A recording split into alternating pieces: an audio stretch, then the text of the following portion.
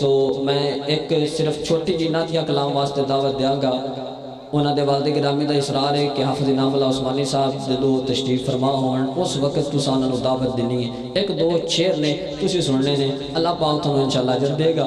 हाँ भाई सुफियान मोहम्मद यार तशरीफ लेके आन स्टेज ते और अपना जेडे अशार ने पेश करें। अस्सलाम वालेकुम। मैं नाद पढ़ूँगा, मेरे उत्ते तवज्जो करनी है। एक बार सुभान अल्लाह पढ़ो, नाद शुरू करनी है। चाचनी आई, एक बार और पढ़ो।